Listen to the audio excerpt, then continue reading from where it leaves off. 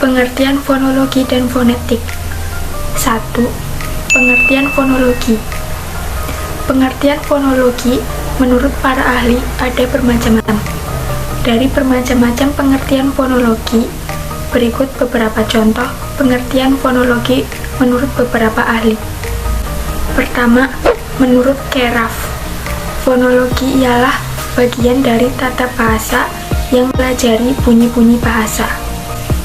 Yang kedua, menurut Krida Laksana, fonologi adalah bidang dalam linguistik yang menyelidiki bunyi-bunyi bahasa menurut fungsinya. Yang ketiga, menurut Chair, fonologi merupakan bidang linguistik yang mempelajari, menganalisis, dan membicarakan runtutan bunyi-bunyi bahasa yang secara etimologi terbentuk dari kata fon, yaitu bunyi, dan logi, yaitu ilmu. Yang keempat, menurut Verhaer, fonologi memiliki pengertian yang cukup signifikan, yang mana sebuah ilmu yang mempelajari bidang khusus pada linguistik yang mengerti bunyi suatu bahasa tertentu yang sesuai dengan fungsinya, bertujuan menjadi pembeda antara makna leksikal dalam suatu bahasa. Yang kelima, menurut Fromkin dan Rothman, fonologi merupakan suatu bidang linguistik yang mengamati, mempelajari, menganalisa, membicarakan terkait dengan tata bunyi bahasa. Pengertian fonetik. Fonetik menurut para ahli memiliki bermacam-macam pengertian. Dari bermacam-macam pengertian fonetik, berikut beberapa contoh pengertian fonetik menurut pendapat beberapa ahli. Yang pertama, menurut Chair, fonetik adalah bidang linguistik yang mempelajari bunyi bahasa tanpa memperhatikan apakah bunyi tersebut mempunyai fungsi sebagai pembeda makna atau tidak. Yang kedua, menurut Marsono, fonetik ialah ilmu yang menyelidiki dan berusaha merumuskan secara teratur tentang hal ihwal bunyi bahasa. Yang ketiga, menurut Verhaer, fonetik adalah cabang ilmu linguistik yang meneliti dasar fisik bunyi-bunyi bahasa. Fonetik dibedakan menjadi tiga, yaitu fonetik artikulatoris, fonetik akustik, dan fonetik auditoris. Menurut para ahli, jenis-jenis fonetik ini memiliki pengertian yang berbeda-beda. Haryati menyebutkan fonetik artikulatoris adalah fonetik yang lebih memfokuskan bagaimana cara bahasa bunyi dihasilkan atau diproduksi oleh organ tubuh manusia yang berfungsi sekunder sebagai alat ucap. Fonetik akustik menurut Verhaer, Verhaer menyebutkan bahwa fonetik akustik adalah fonetik yang menyelidiki bunyi menurut sifat-sifatnya sebagai getaran udara.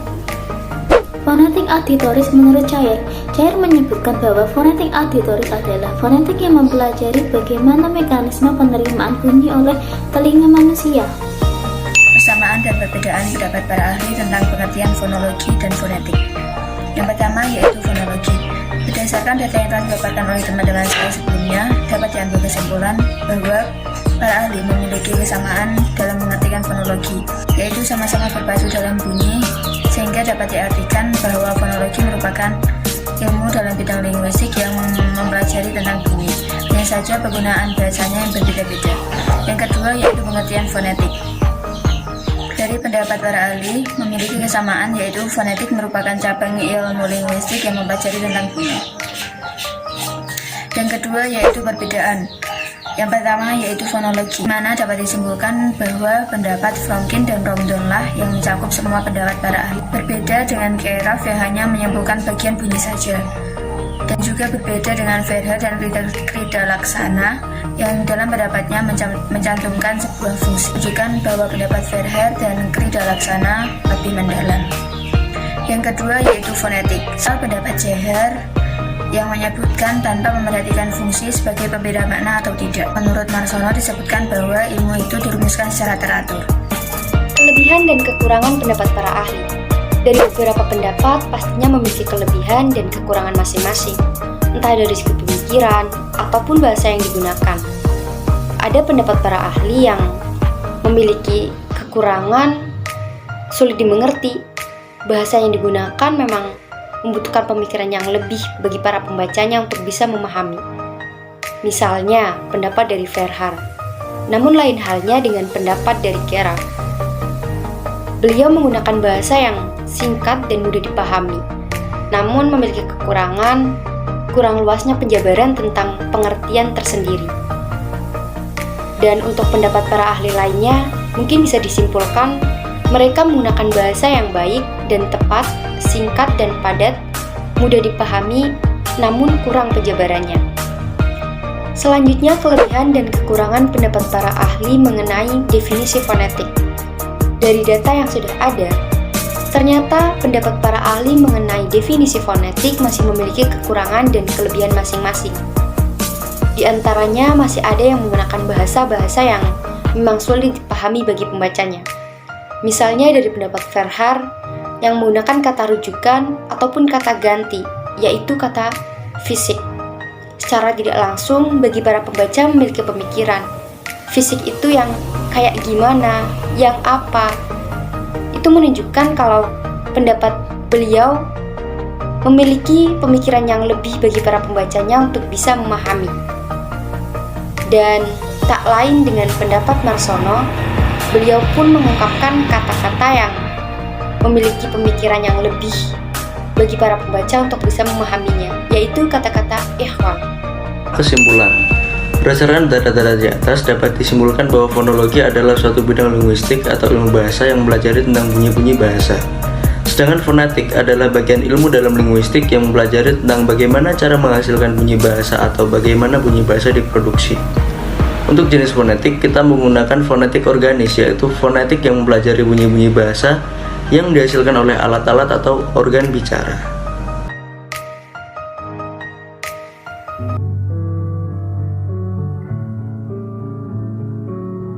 Pengertian artikulasi menurut beberapa ahli ada bermacam-macam. Dari beberapa macam pengertian artikulasi, berikut beberapa contoh pengertian artikulasi menurut para ahli. Menurut Mustain, artikulasi adalah apa yang kita definisikan sebagai struktur-struktur dalam otak yang memiliki kemampuan bicara, membaca atau pemrosesan kata, dan area gerak tambahan. Lalu menurut Alley, artikulasi adalah cara pengucapan kata demi kata yang baik dan jelas. Sedangkan menurut Simanung Khalid, artikulasi adalah bunyi yang terjadi karena gerakan alat ucap.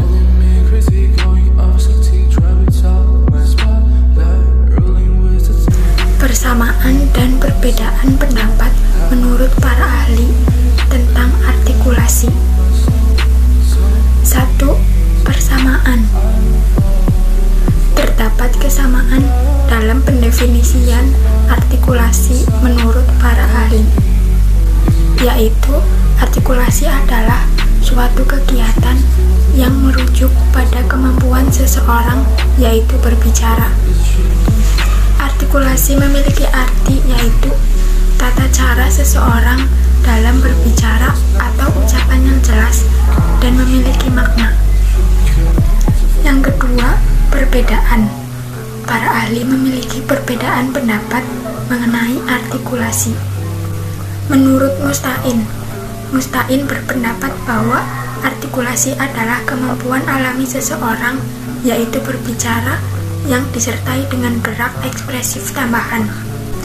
Menurut Alley, artikulasi adalah cara pengucapan kata demi kata yang baik dan jelas.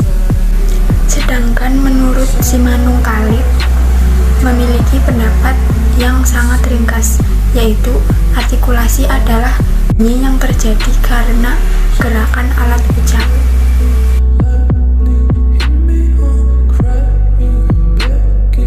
Satu kelebihan. Pendapat-pendapat para ahli di atas memiliki kelebihan dan kekurangan. Kita akan bahas kelebihan terlebih dahulu. Diawali dengan pendapat Mustain. Pendapat Mustain memiliki kelebihan, yaitu ia mendefinisikan artikulasi secara lengkap dan jelas, serta dengan sudut pandang yang mudah dipahami oleh khalayak umum. Berikutnya pendapat Alley. Alley memiliki pendapat yang berbeda dari Mustain. Alley mengemukakan pendapat yang mudah dimengerti oleh orang yang membacanya. Yang terakhir adalah pendapat dari Simanung Khalid. Pendapat Simanung Khalid memiliki ciri yang singkat, padat dan jelas sehingga pembaca mudah menelaah pendapat tersebut.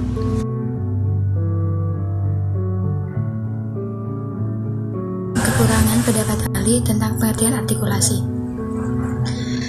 Yang pertama yaitu pendapat Musta'in. Pendapat Musta'in memiliki kekurangan yaitu definisi artikulasi tidak menjurus pada definisi ilmiah, tetapi menjurus pada definisi umum artikulasi. Yang kedua yaitu pendapat Ali. Pendapat Ali memiliki kekurangan yaitu menggunakan bahasa yang kurang dapat dipahami oleh khalayak umum. Yang terakhir yaitu pendapat Simanung Khalid. Pendapat Simanung Khalid memiliki kekurangan yaitu pendefinisiannya terlalu singkat sehingga pembaca tidak dapat memahami pengertian artikulasi secara lengkap.